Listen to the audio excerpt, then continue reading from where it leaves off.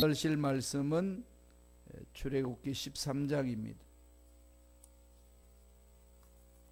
출애굽기 13장 17절에서 22절까지 말씀이 됩니다.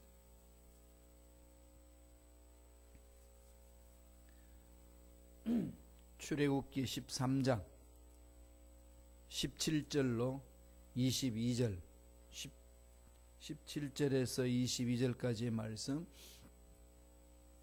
한 목소리로 합독하시겠습니다.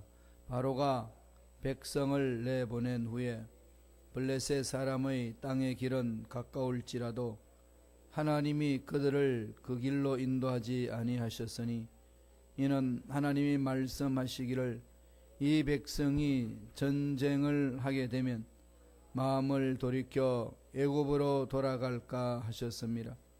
그러므로 하나님이 홍해의 광야 길로 돌려 백성을 인도하심에 이스라엘 자손이 애굽 땅에서 대열을 지어 나올 때에 모세가 요셉의 유고를 가졌으니 이는 요셉이 이스라엘 자손에게로 단단히 맹세하게 하여 이르기를 하나님이 반드시 너희를 찾아오시리니 너희는 내 유고를 여기서 가지고 나가라 하였음이더라.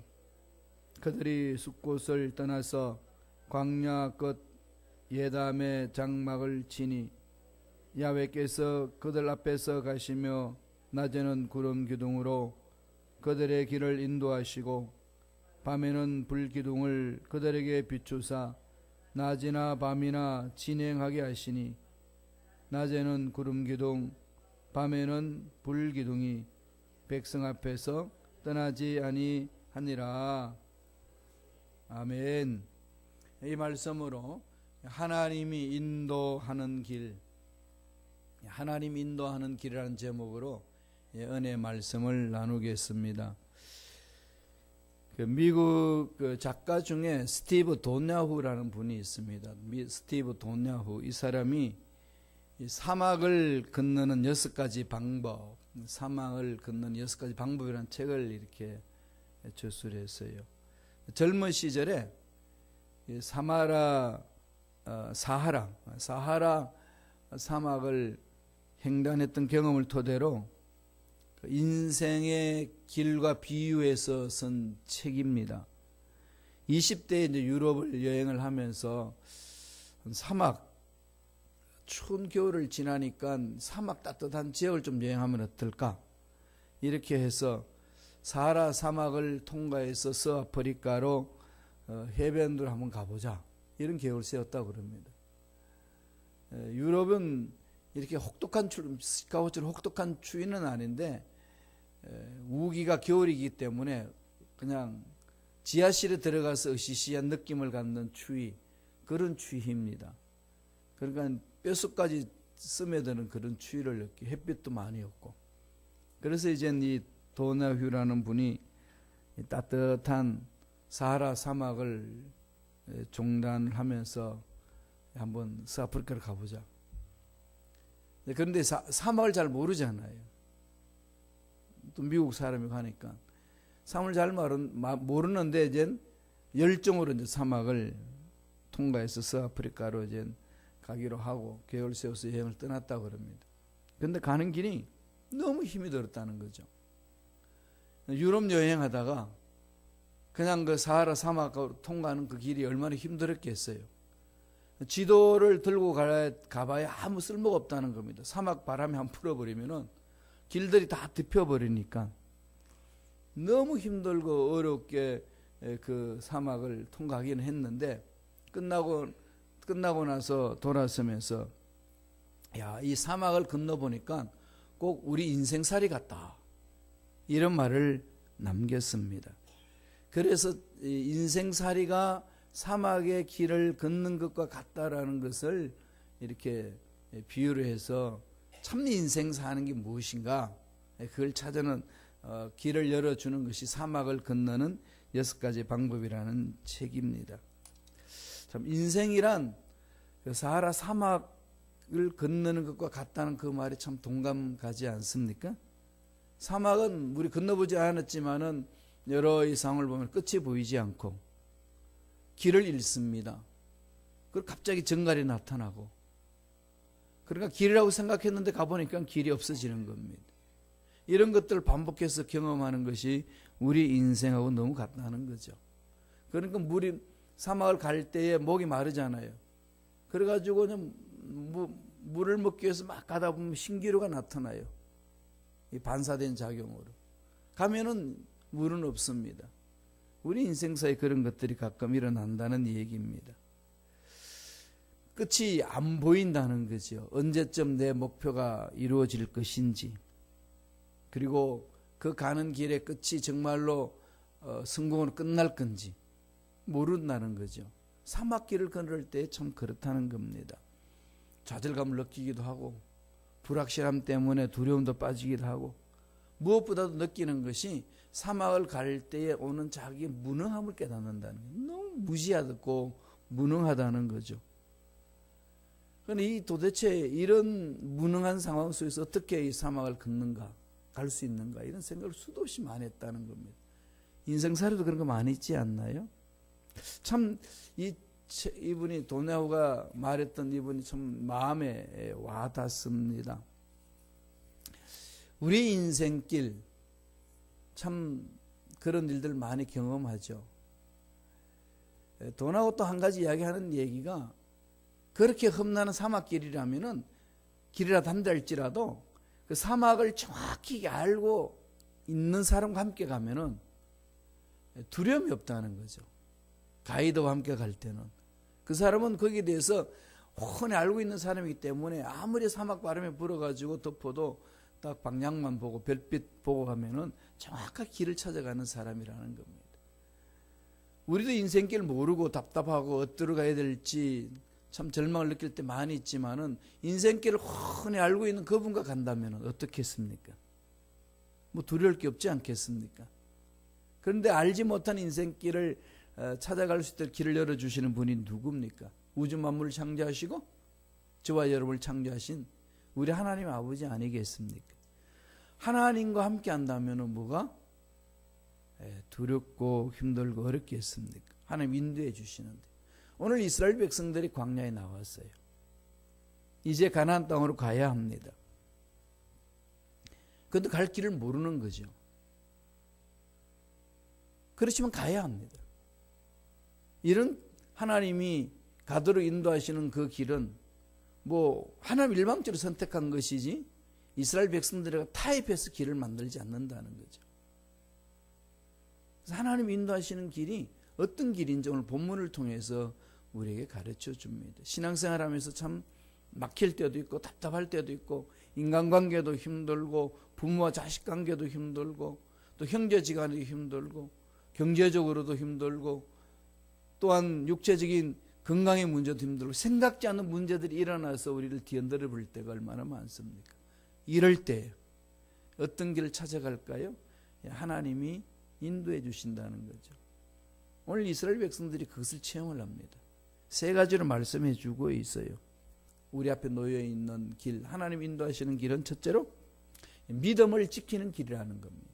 믿음을 지킬 수 있도록 하나님 인도하시지 믿음을 저버리도록, 믿음이 그냥 막막하게 갖지 못하게 그냥 허우적거리며 살 수 있도록 인도하시지 않는다는 거예요. 믿음의 길로 인도하신다는 거죠.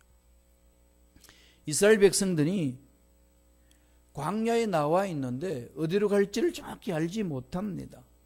황량하고 모래 폭풍이 불고 그 앞장서서 나가는 지도자도 처음 가보는 길이지 않습니까? 다른 사람들이 가본 길을 따라가는 것이 아니라 그냥 새롭게 개척하는 길입니다. 우리 인생 길도 그렇지 않나요? 저와 여러분 모두가 뭐 여러 사람이 다녀갔던 길인 것 같지만 각자에게 주어진 길입니다. 연약하면 연약한 대로, 강하면 강한 대로, 여자는 여자의 길로, 남자는 남자의 길로, 뭐 이런 저런 길들이 꽉 펼쳐 있지만은 그 모든 길들이 각자 가야 될 길이라는 거죠. 이럴 때는 누구한테 하소연하고 길을 보여달라고 부르짖으면 가겠어요? 부모, 친구, 선생, 그건 다 제한적일 뿐입니다. 늘 말씀드리지만은 우리를 창조하신 하나님, 그분께 매달린다면 그분이 길이 되셔서 갈 길을 보여준다는 거죠. 우리 주님이 말씀하셨어요. 내가 곧 길이다. 내가 곧 길이다. 그런 길은 주님이라는 거죠.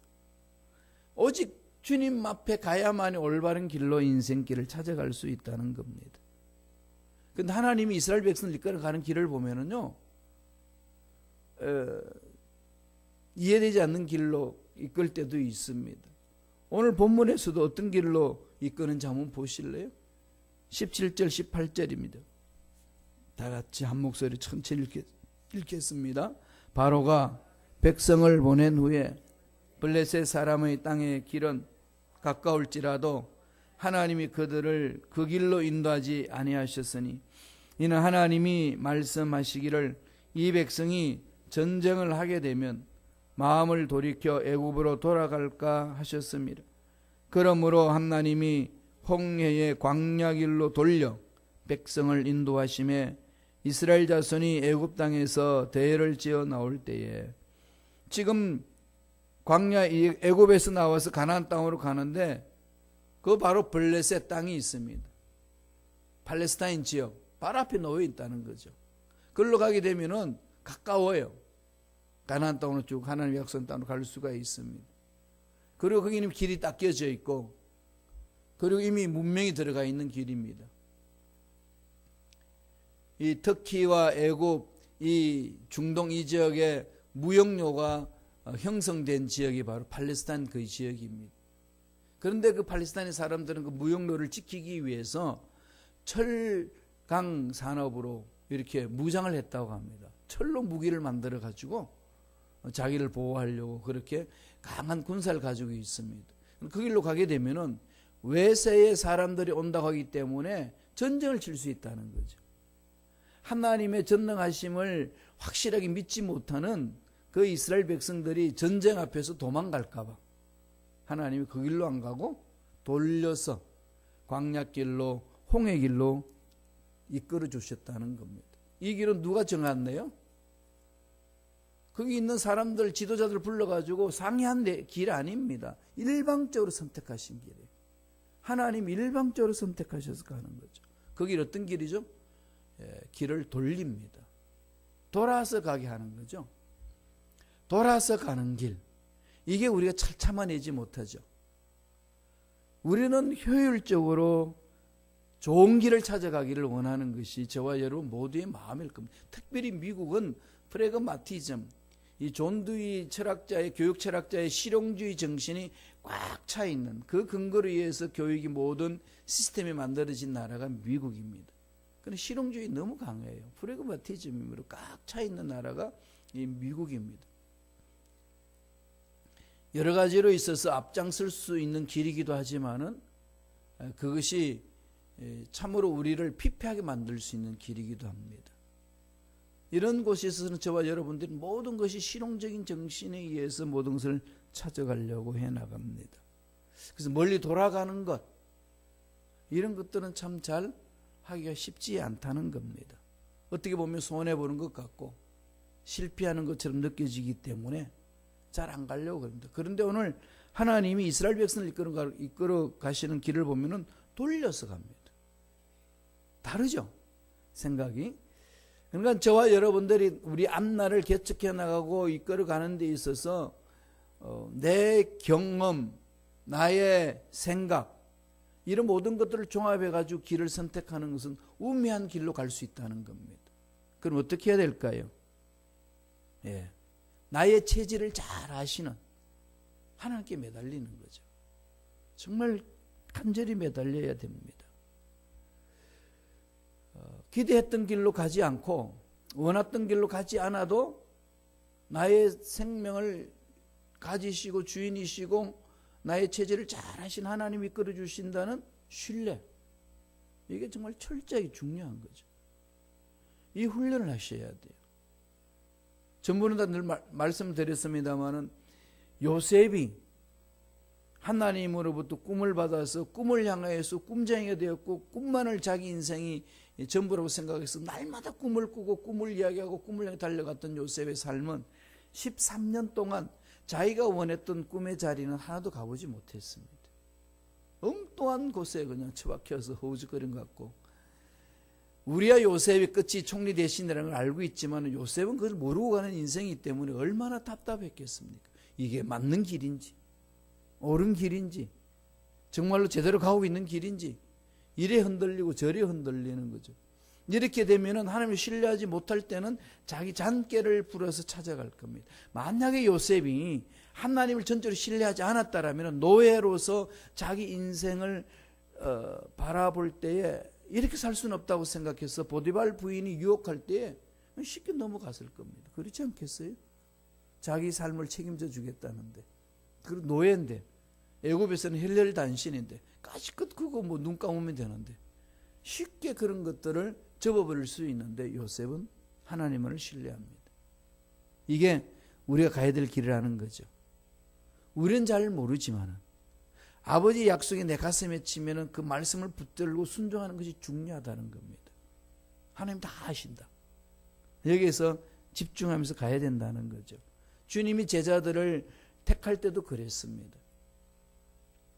호숫가에서 밤새도록 고기를 잡았는데 한 마리도 잡지 못하고 새벽에 허탈한 마음으로 그물을 씻고 있는 베드로에게 주님이 그 베드로를 배를 빌려서 말씀을 전하고 뭐라고 그럽니까? 야 깊은 데로 가가지고 그물 던져봐라. 예수님은 목수였어요. 베드로는 어부입니다. 고기 잡는 데 전문가는 베드로입니다. 그러면 예수님은 고기 잡는 일에 대해서 베드로보다 모를 수 있습니다. 인간적으로 그렇지 않습니까? 그런 상황 속에서 하나님 아버지 약속의 말씀을 받으시고 사명을 감당하면서 말씀을 전합니다.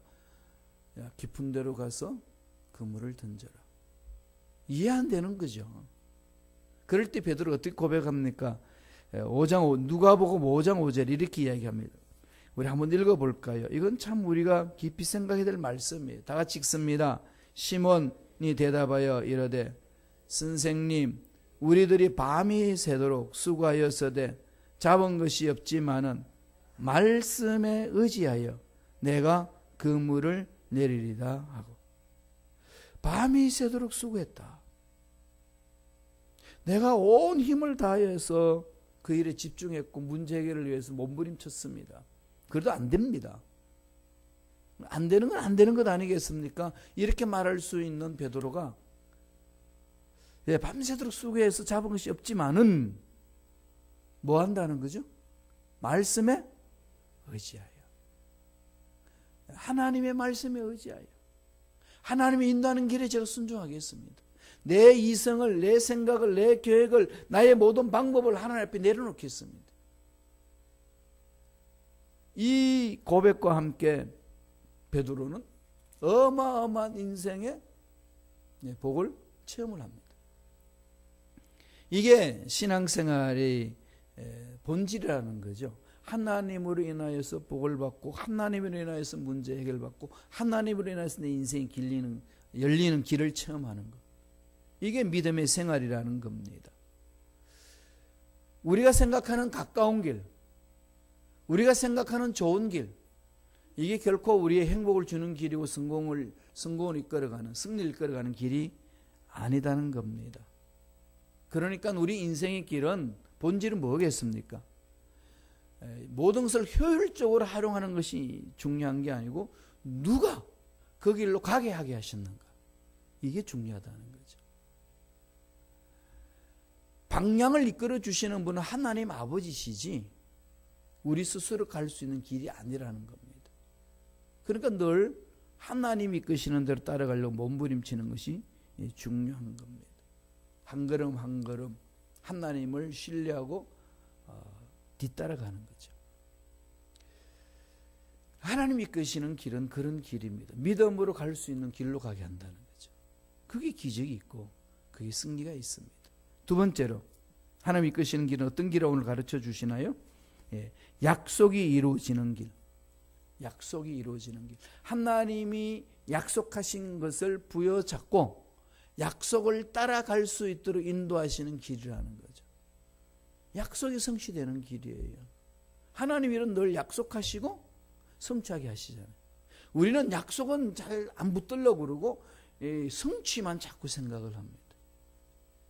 늘 요새 제가 강조하고 있는 말씀 중에 마태복음 6장 33절에 주님 하신 말씀이 있지 않습니까? 먼저 그 나라 그 일을 구하라. 그럼 이 모든 것 너에게 더 넘치도록 채워주시리라. 이 한 문장 속에 우리는 어디에 마음을 집중하죠? 이 모든 것 넘치도록 채워주시는 것에 집중을 합니다. 그게 안 채워지면 불평하고 안 채워지면 하나님이 나에게 왜 이러십니까? 이런 것이 우리의 기본 마음 아니겠습니까? 그런데 하나님은 먼저 주님은 먼저 뭘 말씀하죠? 그 나라와 그의 의를 구하라. 그 나라와 그의 의라는 게 뭘까요? 아버지 말씀에 집중하라. 아버지 약속을 붙들어라. 조지 뮬러가 일평생 동안에 구체적으로 응답받았던 기도 응답받았던 내용이 5만 가지가 된다고 그럽니다. 5만 번. 그분의 기도 방법은 어떤 방법일까요? 철저하게 약속에 집중합니다. 그분은 하나님이 내 문제에 무슨 약속을 하셨나에 먼저 집중을 한다는 거죠. 그래서 그 약속의 말씀을 부여잡고 믿습니다. 하나님이 약속 반드시 이루어지기 때문에 아버지께서 약속하셨기 때문에 이것은 이루어 주실 줄로 믿습니다. 약속을 부여잡고 몸부림친 거예요. 그렇게 해서 구체적으로 안 되는 일들을 체험한 겁니다. 5만 번. 고아들이 많을 때는 3,000명까지 있었다고 합니다. 그것도 사업가도 아닌데 어떻게 그런 일들을 체험할 수 있습니까? 이게 우리 모두에게 주는 도전 아니겠습니까? 끊임없이 우리는 약속을 붙들고 가야 된다는 거죠. 어떤 약속의 말씀을 붙들고 갔는지 볼까요? 출애굽기 13장 19절에 있습니다. 천천히 한 목소리를 읽겠습니다. 모세가 요셉의 유고를 가졌으니 이는 요셉이 이스라엘 자손으로 단단히 맹세하게 하여 이러기를 하나님이 반드시 너희를 찾아오시리니 너희는 내 유고를 여기서 가지고 나가라 하였습니다. 요셉이 죽을 때 유언을 했습니다. 내 육을 이 애굽 땅에 묻지 말고 가지고 있다가 그것을 너희들이 나갈 때에 가나안 땅으로 갈 때 가지고 가달라고 요청을 합니다. 이미 요셉은 알고 있는 거죠. 뭐라고 이야기합니까? 하나님이 반드시 너희를 찾아오신다. 그럴 때에 내 육을 여기 두고 가지 말고 내 육을 가지고 가라. 왜 이런 말을 할까요? 요셉의 유골이 뭐가 중요하다고 이 유골을 파서 가져가라고 요셉이 이야기를 합니까? 이게 이스라엘 백성들에게 가장 중요한 신앙의 핵심이죠. 신앙의 DNA입니다. 이게 그냥 평범하게 요셉의 유골 같지만은요, 이게 그냥 뼈가 아니에요. 무슨 뼈일까요, 그러면? 왜 이걸 자기 유골 가져가라고 그랬을까요? 깊이 생각해야 되겠죠. 창세기 50장 보면은 24절 25절에 보면은 자기 형제들에게 부탁을 합니다. 요셉이 그의 형제들에게 이르되 나는 죽을 것이나 하나님이 당신들을 돌보시고 당신들을 이 땅에서 인도하여 내사 아브람과 이삭과 야곱에게 맹세하신 땅에 이르게 하시리라 하고 요셉이 또 이스라엘 자손에게 맹세시키어 이르기를 하나님이 반드시 당신들을 돌보시리니 당신들은 여기에서 내 유골을 메고 올라가겠다 하라 하였더라. 죽기 전에 유언을 남기는 거죠. 무슨 말이죠? 하나님이 돌보실 때 오고 당신을 건질 때 오시는데 영원토록 우리 민족을 애굽에 살게 하시지 아니하신다. 하나님이 인도하시는 땅으로 가게 하신다. 그럴 때 내 육을 여기 땅에 묻지 마시오. 이 말은 무슨 말씀이죠? 하나님이 아브라함에게 축복하고 이삭에게 축복하고 야곱에게 축복하면서 약속하신 말씀대로 지시할 땅 가나안 땅으로 가게 될 겁니다. 그 약속의 땅에 갈 수 있도록 나를 육을 가지고 갔소서. 그 부탁을 합니다. 무슨 말이죠? 아버지 약속하신 것 반드시 이루어지니까 그 약속을 붙들고 사시오. 이 얘기입니다. 그래서 모세가 출애굽할 때에 요셉의 유골을 가지고 갑니다. 아버지의 약속은 반드시 이루신다. 이 말씀이죠. 그래서 나중에요. 여호수아 24장 32절에 보면은 이렇게 이야기를 합니다. 이스라엘 자손이 애굽에서 가져온 요셉의 뼈를 세겜에 장사하였으니 이곳은 야곱이 베크시타를 주고 세겜의 아버지 하몰의 자손들에게서 산 밭이라. 그것이 요셉 자손의 기업이 되었더라. 후손들이 살 수 있도록 이미 야곱이 땅을 사놨습니다. 아버지 아브라함도 땅을 샀고, 할아버지 아브라함 땅을 샀고, 그 다음 이삭을 거쳐서 야곱도 그 땅을 사가지고 거기다가 후손들이 살 수 있도록 마련해 놨습니다. 내 땅 내놓으라는 거죠. 그래서 들어갔습니다. 이건 하나님이 아브라함과 이삭과 야곱에게 약속하신 땅이라는 겁니다. 다시 말씀드리면 하나님은 우리가 땅에 들어갈 때 어떤 무엇을 성취할 때에 그냥 네가 좋은 데를 한번 찾아라 이런 게 아니라 아버지의 전능하심을 믿고 약속하신 그것은 반드시 이루어진다는 사실을 가르쳐 주시는 거죠. 그러니까 우리들이 저와 여러분들 신앙생활 해야 될 것은 오늘날 성경을 통해서 나에게 약속해 주신 말씀을 붙들고 이 약속의 말씀을 믿고 나가면 반드시 이루어진다는 확신을 갖고 살라는 얘기입니다. 그러니까 약속을 붙들고 부르짖어야 되는 거죠. 하나님이 이끄시는 길은요, 약속을 믿고 가는 거예요. 약속을 따라가는 길입니다. 약속은 여기저기 하나님의 말씀이 있어요. 말씀이 내게 불방망이처럼 내 가슴을 치거든요. 주님이 마지막 날 그랬습니다. 부활하시고 승천하시기 전에 제자들에게 볼지어다 세상 끝날까지 내가 너와 항상 함께 있으리라. 함께 하시겠다 약속하셨거든요. 이게 성경을 읽고 기도하면 어느 순간에 내 약속의 말씀으로, 나에게 주신 약속의 말씀으로 가슴을 칠 때 있습니다. 그냥 이렇게 대강 알고 있었는데 누구나 읽고도 알고 들어서도 아는데 그냥 그런가 보다 했는데 어느 순간에 정말 하나님 나와 함께 하시는구나. 이게 나의 가슴을 칠 때 있습니다. 붙드세요. 그 말씀을 붙들고 가는 자 결코 망하지 않고 어떤 환경이 와도 흔들리지 않습니다. 이렇게 신앙생활을 해나가야 되는데 이런 약속의 말씀을 붙들지 아니하고 습관적으로 교회하고 습관적으로 봉사하고 습관적으로 그냥 어울려 있고 이러다가 보니까 하나님이 나에게 주신 약속의 말씀을 붙들지를 못한다는 거죠. 마지막 세 번째로 하나님 인도하시는 길은 하나님이 앞서 가시는 길입니다. 나보다도 하나님이 앞서 가시는 길. 이게 하나님의 길이에요. 하나님 인도하시는 길입니다. 이게 하나님을 신뢰하고 따라갈 수 있는 거 아니겠습니까? 출애굽기 13장 21절 22절 한번 다 같이 읽어볼까요? 한 목소리를 읽겠습니다. 야훼께서 그들 앞에서 가시며 낮에는 구름 기둥으로 그들의 길을 인도하시고 밤에는 불 기둥을 그들에게 비추사 낮이나 밤이나 진행하게 하시니 낮에는 구름 기둥 밤에는 불 기둥이 백성 앞에서 떠나지 아니하니라. 앞서 가시는 거죠. 나 혼자 가는 것 같지만은 하나님 앞서 가십니다.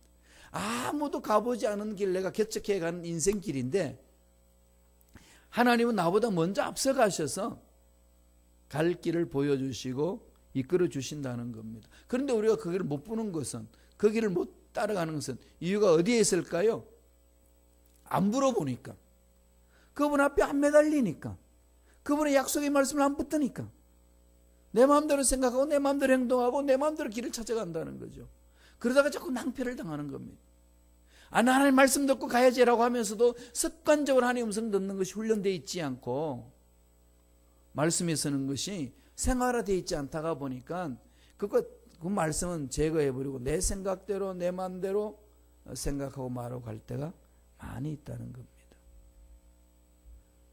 출애굽할 때 이스라엘 백성들이 하나님 보여주시는 길은 앞서 가시면서 어떻게 하죠? 불기둥과 구름기둥으로.